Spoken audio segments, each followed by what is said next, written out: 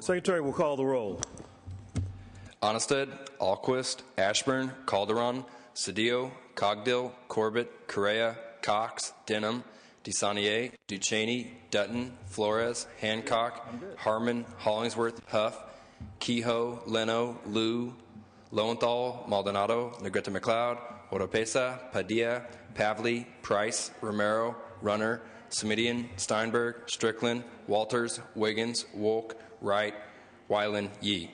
Mr. President, we are lacking a quorum. Will the Sergeant at Arms close the doors and get the remaining senators? Will the Sergeant of Arms close the doors and get the remaining senators? Get them in here right now. See, the sergeant's going to handle your mic for you, so you don't have to worry about it. Okay? All right.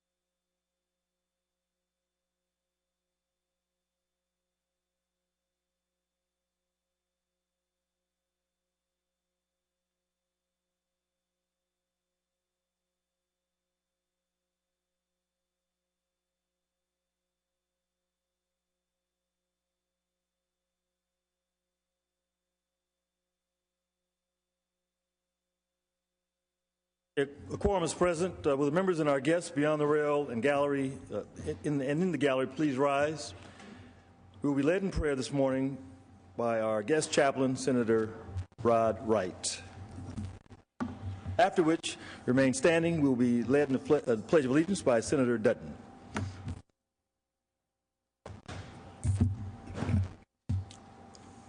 Members, we are here today following the holiday celebrating the life of a great American leader, the Reverend Dr. Martin Luther King. He was born in Atlanta, Georgia on January 15, 1929. He championed a movement of civil rights for a period of just over 12 years. He was assassinated on April 4, 1968. Most of his accomplishments can be found online. He was, in my view, one of the most important leaders in American history. There's not much more that can be said about Dr. King that has not already been said. Today I want to focus on an often forgotten part of his life, the part which he considered the most important. He was a Baptist minister. He considered his civil rights work to be a part of his ministry.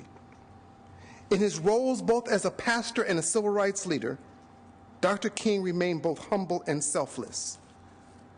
In the New Testament book of the Gospel according to St. John, and I'm reading here from the New International Version, Jesus speaking to his disciples said, "Greater love has no one than this, that he laid down his life for his friends." That's what Dr. King did. On April 3rd, 1968, he gave his last sermon. Speaking to a group of striking trash workers in Memphis, Tennessee, he gave what I believe was certainly his most prophetic, if not important, sermon. Not simply because he referred to his own death, but because he drew a parallel to another biblical character with whom he would share a similar fate. The title of the sermon was "I See the Promised Land." Before I read that portion of the sermon, I want to illustrate the parallel. Again, reading from the NIV version of the Bible, I want to direct you to Deuteronomy 34, 1 through 5. Then Moses climbed Mount Nebo from the plains of Moab, from the top of Pisgah across Jericho. There the Lord showed him the whole land from Gilead to Dan, all of Naphtali, the territory of Ephraim and Manasseh, all the land of Judah as far as the western sea, the Negev and the whole region from the valley of Jericho, the city of palms as far as Zoar. Then the Lord said to him, "This is the land I promised on oath to Abraham, Isaac, and Jacob. When I said I will give it to your descendants, I will let you see it with your eyes, but you will not cross over into it." And then Moses, that great servant of the Lord, died there in Moab. Dr. King, speaking in a church in Memphis 2,000 years later, said, "We've got some difficult days ahead, but it really doesn't matter to me now because I've been to the mountaintop. And I don't mind. Like anybody, I would like to live a long life. Longevity has its place, but I'm not concerned about that now. I just want to do God's will, and He's allowed me to go up to the mountain. And I've looked over and I've seen the promised land. I may not get there with you, but I want you to know tonight that we as a people will get to the promised land. So I'm happy tonight. I'm not worried about anything. I'm not fearing any man. Mine eyes have seen the glory of the coming of the Lord." And the next day he was gone. 39 years after he was born in Atlanta, Georgia, this 20th century Moses, who led this nation away from Jim Crow segregation, departed this earth. Speaking to his friends, Dr. King once remarked, "At my funeral, don't preach too long. Don't tell them I won a Nobel Prize or any of those things. Just sing one song that sums up what I tried to do. If I can help somebody as I pass along, if I can cheer somebody with a word or song, if I can show somebody that they're traveling wrong, then my living shall not be in vain. If I can do my duty as a good senator ought, if I can bring back beauty to a world upraught, if I can spread love's message as the Master taught, then my living shall not be in vain." Members, as we grapple with some difficult decisions over the budget and the future of our beloved California, as the United States and the world come together to assist Haiti in this time of great tragedy, may our living not be in vain. May this be God's will. Amen. Allegiance to the flag of the United States of America and to the republic for which it stands, one nation, under God, indivisible, with liberty and justice for all.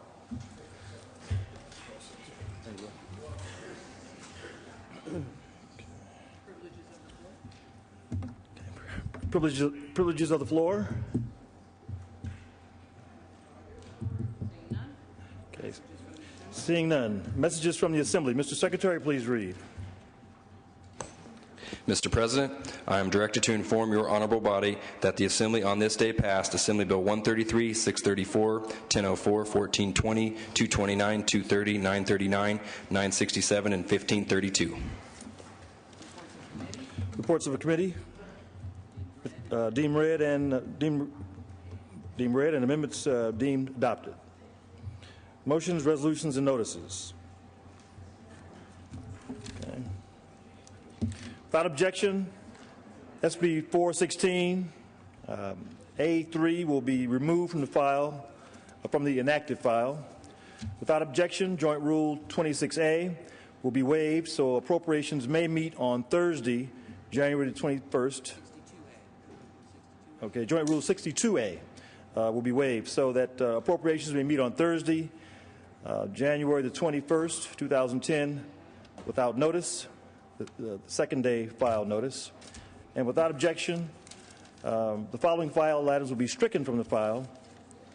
1-64, Governor's Vetoes, 67-71, Conference Reports at Desk, and 72-76 in Conference. Okay. Introduction and first reading of bills. Mr. Secretary, please read. Senate Bill 886 by Senator Flores, an act relating to social services.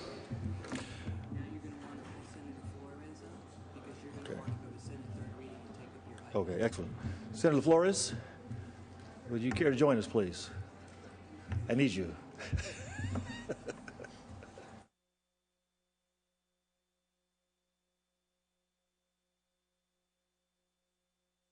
worry me there.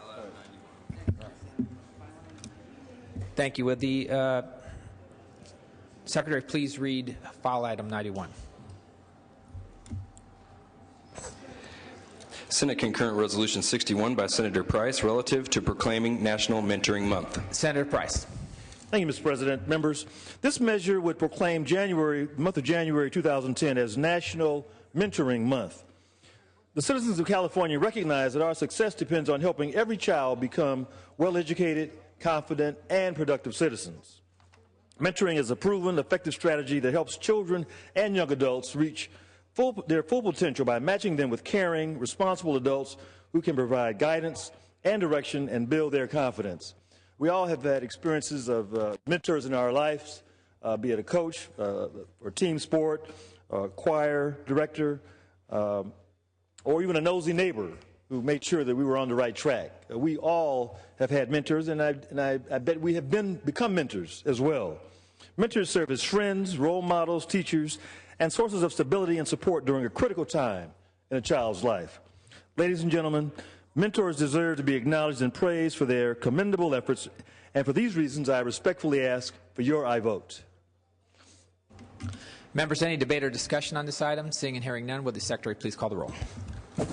Onnested, Alquist, Ashburn, I. Calderon, Cedillo, Cogdill, I. Corbett, I. Correa, Cox, I. Denham, I. DeSaulnier, I. Ducheney, Dutton, I. Flores, I. Hancock, Harmon, I. Hollingsworth, I. Huff, I. Kehoe, I. Leno, I. Liu, I. Lowenthal, Maldonado, I. Negrete McLeod, I. Oropesa, Padilla, I. Pavley, I. Price, I. Romero, I. Runner, I. Semidian, Steinberg, Strickland, I. Walters, Wiggins, I. Wolk, I. Wright, I. Wyland, Yee. Yee, aye. Can I call? Ducheney, aye. Please call the absentees. Onnested, aye. Alquist, Calderon, Cedillo, aye. Correa, aye. Hancock, Lowenthal, Oropesa, Semidian, Steinberg, Walters, Wyland. Ayes 30, no 0. The resolution is adopted. Thank you, Senator Price.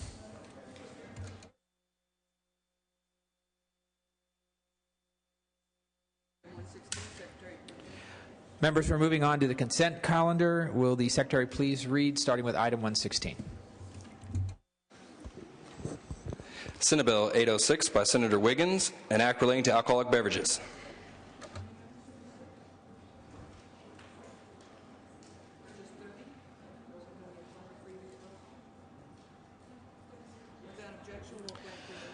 Members, without objection, we will apply the previous roll calls. Ayes 30, no 0. The consent calendar is approved. 31. Ayes 31, no 0. The consent calendar is approved. Senator Onnested.